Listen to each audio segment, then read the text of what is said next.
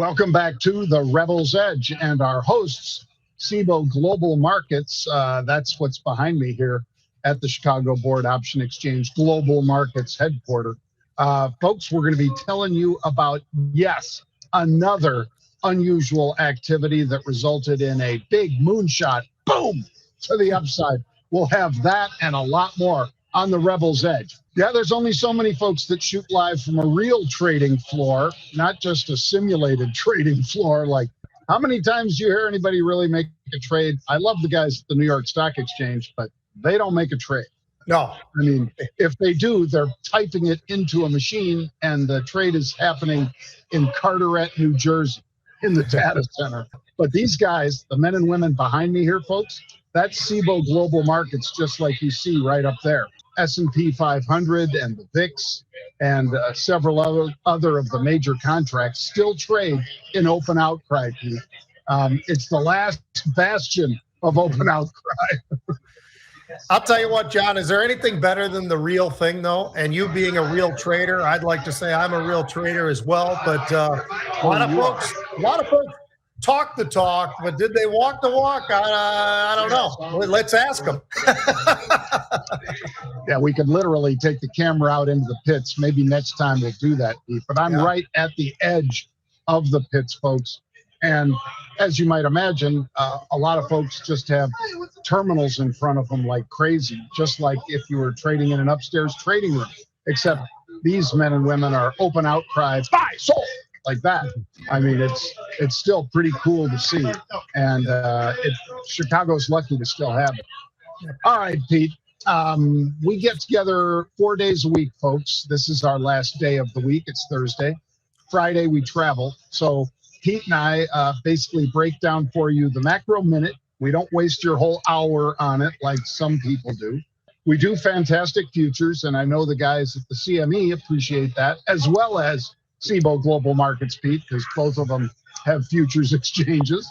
And then we cover some stocks. So Pete Nigerian, right over, macro today, I'm going to say, how many people out there know that NVDA, $700 stock, is putting a ton of money into the picks and shovels, just like back in California gold rush days, which the 49ers, that's why they're named the 49ers, folks, because it was 1849 when that gold rush was happening. But picks and shovels, that's like Levi Strauss with blue jeans. That's like literally picks and shovels for the gold rush. They made most of the real money with those two things. And NVIDIA's thinking ARM Holdings is going to make a lot of money because of what we do over at NVIDIA. So they're making big investments in a lot of these picks and shovels.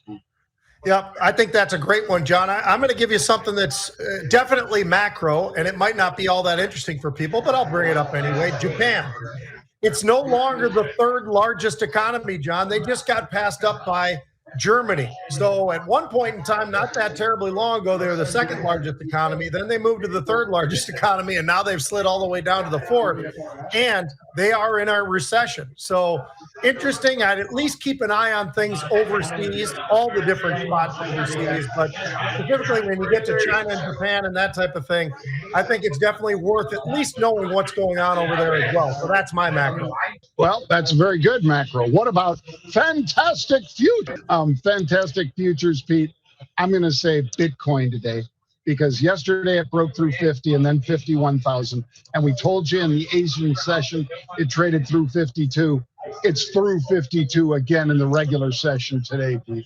So Bitcoin futures over 52,000. You miss a little, you miss a lot. It's funny, John, just not too terribly long ago, I was highlighting the fact that cocoa was absolutely ripping. It's up like 150%. It's been on an absolute incredible run, bottom left to upper right, 5,600 to 5,800. Call that the high points that it's been able to get to.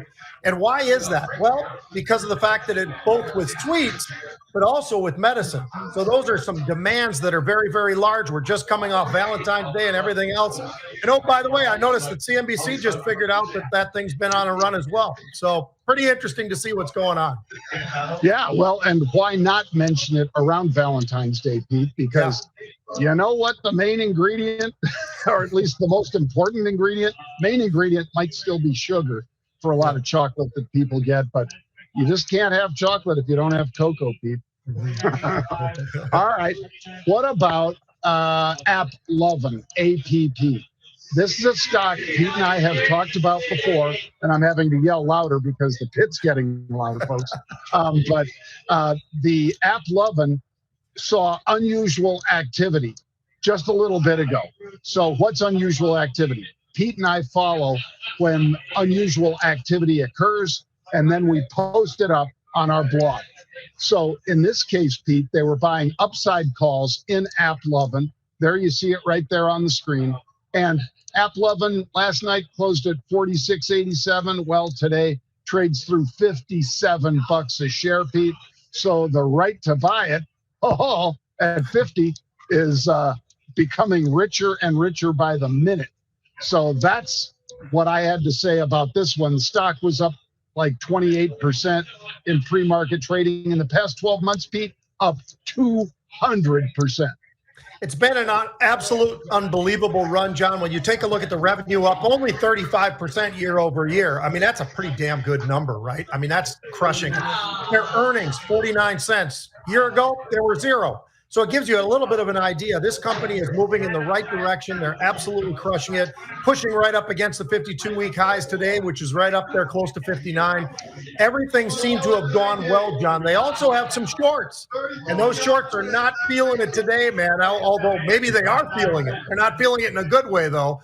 But and you look at a company like this with the free cash flow, about $1 billion, not so bad. And by the way, even with this run, John, based upon the numbers that they're putting out there, well, the forward PE looks like it's about a 27. I wouldn't call that stretched on a company that can grow the way this one is. Yeah, and what do? Just like the name implies, folks, AppLovin, they basically help people turn those apps into cash. Yep. That's their modus operandi. That's why they exist. And they're apparently doing a great job for their customers, Pete. And a lot of those apps making a lot of money. All right, let's talk about DWAC, because this is Digital World Acquisition Corp. They got the approval to merge with Trump's Truth Social. And for that reason, the stock traded to almost 60 today. So that was a big jump. It's one of those social media platforms, that competes with Elon Musk's Twitter. And there are several. I mean, it's Parler, it's Snapchat, and so forth. And if you wanted to say Instagram, or at least parts of Instagram, but this one's been growing, Pete. And the fact that, we're coming up to the election and so forth, and that this is what the former president uses, I think it's going to spread the word. And it's already up almost 6 times what the value was when the deal was, or when the acquisition corp or SPAC was $10, because that's where they all come out as $10. This thing's on an unbelievable run in the last year. It's only up 275%. That's all. I mean, what a run this thing's been on, John. And it's pressing up there once again, as you just pointed out. It was up 18% last I looked. It could be higher or lower, I don't know. But this regulators actually giving them that approval is definitely something very huge. And you're seeing the volume just absolutely explode as well, like you would expect. So they've done a great job. This thing has certainly been moving from the bottom left to the upper right in a hurry. Continues to do so, John. I don't know what the high end would be, but I would think that going into this whole presidential voting and changing year that we're in here, 2024, should be pretty interesting as we get a little bit deeper into the year, right? As we get to June and July, and all of a sudden the next thing you know, you're not too far away from that election itself. I think this is something that certainly has a lot more upside potential, at least. Well, it's been a stock that's controversial, of course, as the former President Trump is always controversial. Yeah. So we'll keep an eye on it, and we'll keep reporting on it for you folks. How about this one, Pete? SunPower. This They didn't have great earnings. I will be the first to say it. And Pete and I usually focus on three things. We focus on, did they beat top line, which is, revenue? Did they beat bottom line, which is the net profit? Or did they give positive guidance? That's not what's driving this one to the upside today, Pete. What's driving it to the upside is they got almost $200 million in additional financing because that's what they needed. And people recognized that fact.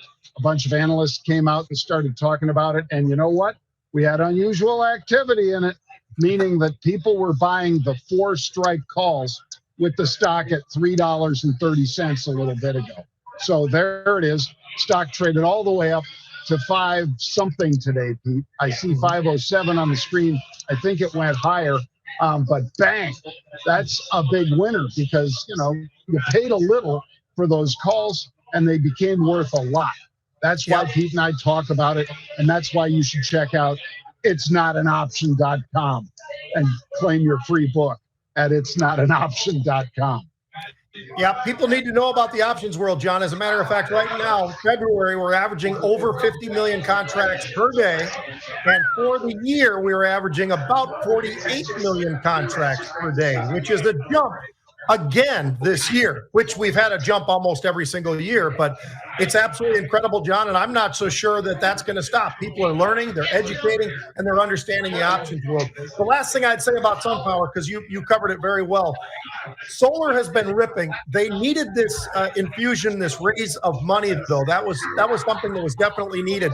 But one other positive that does stand out, because not a lot of positives outside of that, they did add 16,000 customers. So they are growing. They've obviously just need that capital to be able to service things the right way. So I think this is something, and we've seen a lot of solar companies over the last couple of weeks popping into some of these areas where we like to highlight when we're seeing something moving. This is just another one added to that whole thing. And the alternative energy world is getting more and more attractive to people, especially when you start seeing that crude price get up over 78, John. Yeah, well, best earnings in 9 years, but they still weren't fantastic earnings, but they were the best earnings in 9 years, Pete. So if you're looking for some company to make a turn, and it's a $3 company that quickly, like that, becomes a $5 company, put that in terms of, if it was a $30 stock and it became 50, everybody'd be talking about it. But Pete and I aren't everybody. We see what's going on behind the curtain, and we try to share that with you. All right, Fastly, Pete. Cloud computing, it makes things work faster. Well, today it's making the stock go down faster because it was down 10, 15, 20. Now it's down 30% on the day. Basically, the company's outlook is why the stock's trading lower, Pete. Revenue, they expect a range of 131 million to 135 million. People had been looking for more. They'd been looking for north of 136, I think, million on the rev side. And that's one of those things that if you don't have an announcement like SunPower, where they said, hey, we brought in a lot of money, people are going to look at your guidance and say, maybe we're a little too optimistic. Let's shave some dollars off of this thing. And they did. Well, the amazing thing about this one, John, is exactly everything you said. When you actually look at their quarter, it wasn't too bad at all, really, quite frankly. The revenue growth was 15% year over year. That sounds pretty good. But the lofty expectations, that's part of the problem. So they missed on the revenue estimates because of that. They did beat on the earnings, but like you said, when you forecast and it's below what they're looking for revenue, when it's below what they're looking for in terms of the earnings, that's never a good thing. You and I talk about it all the time. Last I looked, the stock was, I think, down about 28%. It's getting absolutely clocked. And it was 52 weeks. It's been between 11 and call it 25. Now sitting a little bit south of about 17. So the stock definitely taking it on the chin right now, John. Well, it's not a good day to be a shareholder of Fastly, that's for sure. And, we can make all kinds of jokes about it, but the bottom line is it is just experiencing some tumult. I'll use that word, Pete. That was one of my thesaurus words of the day. All right. let's take a look at Red Zone Sports, Pete, because every day you break down a couple things that pretty soon ESPN will be talking about the same thing Pete's talking about, folks. Trust me, because he used to broadcast there. And now I think somebody there is watching the Rebels Edge and picking up on what Pete's laying down. So go ahead, Pete. Well, that's very flattering, but it's this time of year, John, and we've gotten past the Super Bowl, right? I mean, we've had all that. They did fire the defensive coordinator of the 49ers. That was a bit of a surprise because you look at his numbers were actually better for the defensive side of things than his predecessor. So it's kind of interesting to see, but there's obviously something behind the scenes that we don't know. I wanted to take a look at free agency, though, John, because, yeah, we've got the combine coming up, and we'll hit that in a second. But I think this free agency market, I wanted to do a top four, and we just watched one of them, Kansas City Chiefs, Chris Jones.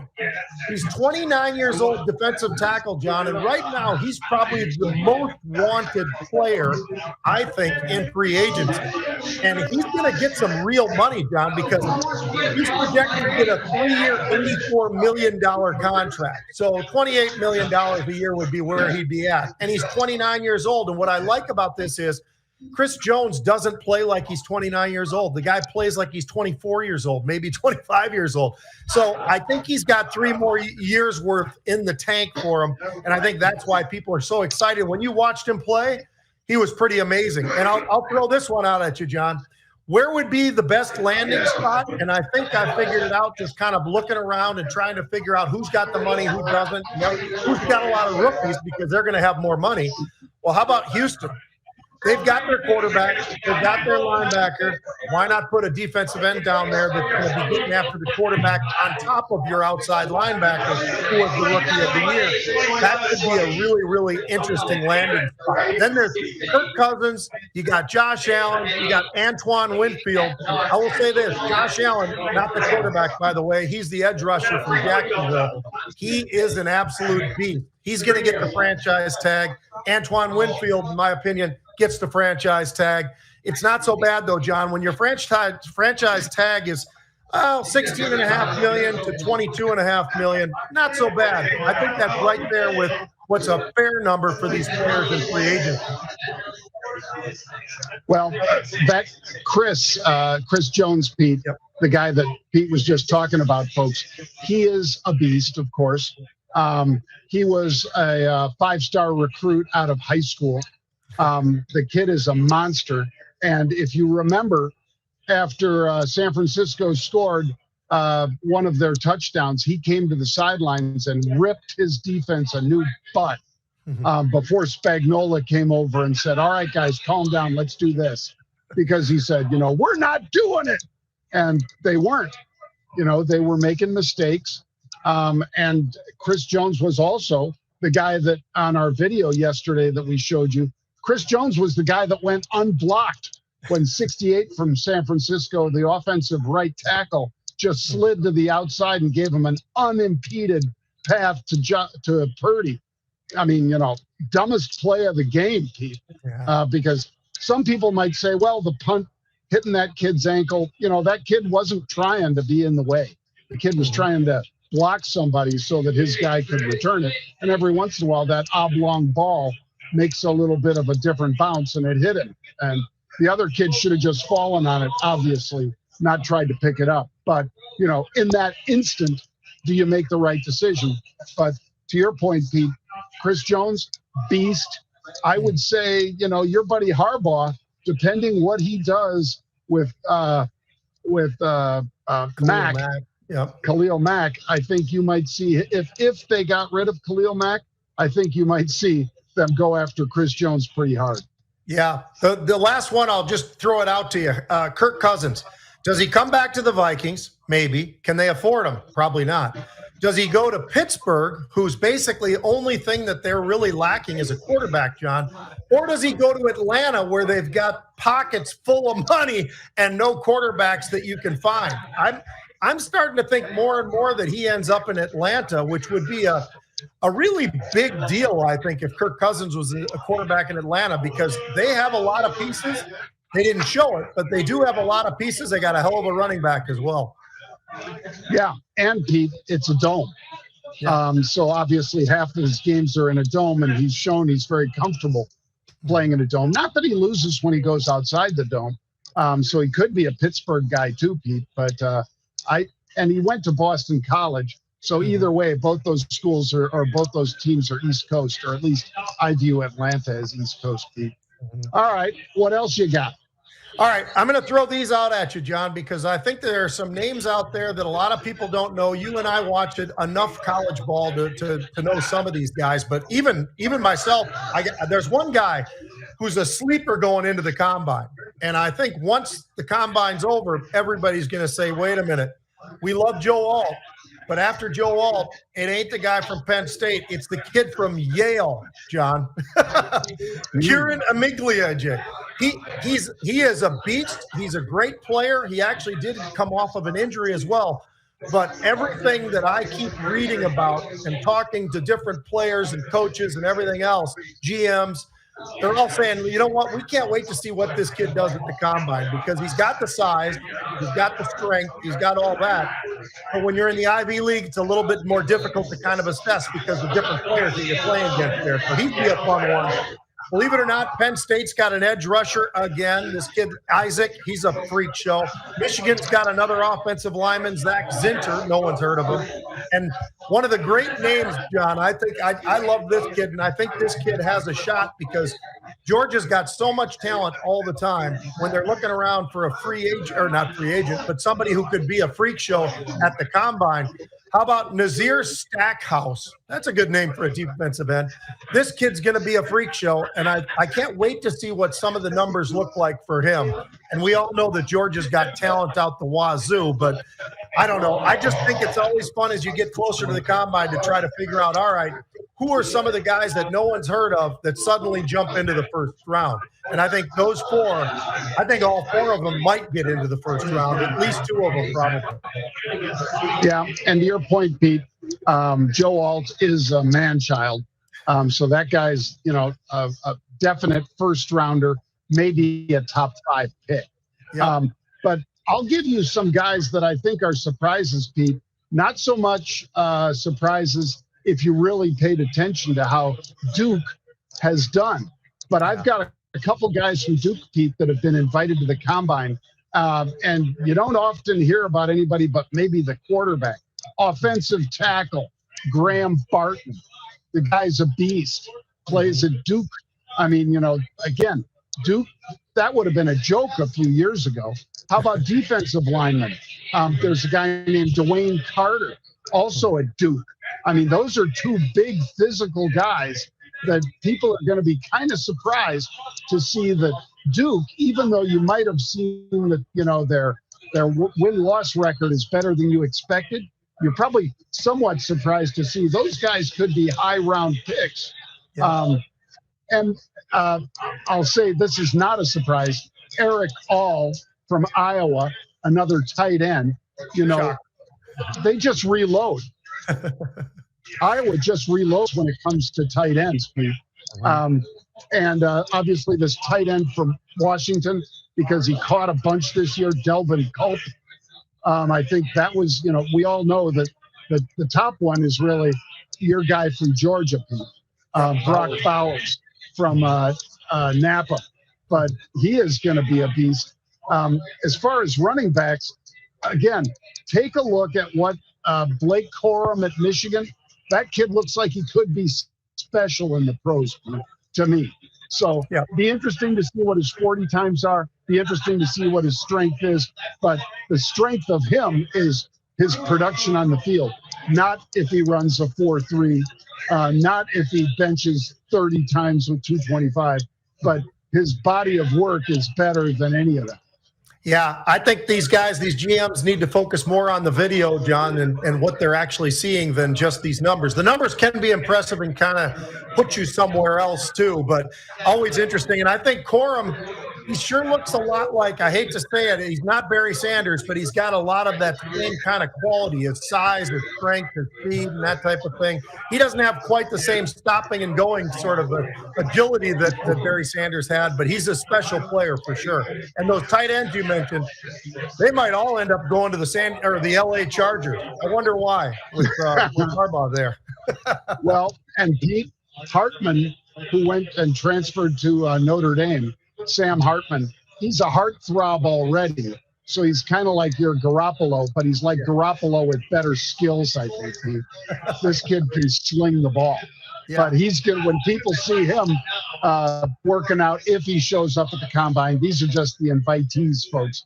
Not guaranteed all of them will show up. Some of the quarterbacks prefer to do, private workouts for the, for the scouts rather than just show up at the combine. But a bunch of them are going to show up. And Bo Nix, Pete, I love that kid too. Ooh, stud. Yep, I agree with you, John. It's going to be fun. It's going to be fun. A lot in front of us for football. Well, you know the drill, folks. As we said, we're here Monday, Tuesday, Wednesday, Thursday. But next week, Monday, we will not be back. We'll be back Tuesday. Why is that? That's because Monday's a holiday. It's President's Day. So nobody's going to be trading. We got no show on Monday. So we'll be back Tuesday, Wednesday, Thursday next week at 1 p.m. Eastern Time. Take care. See you then. Bang.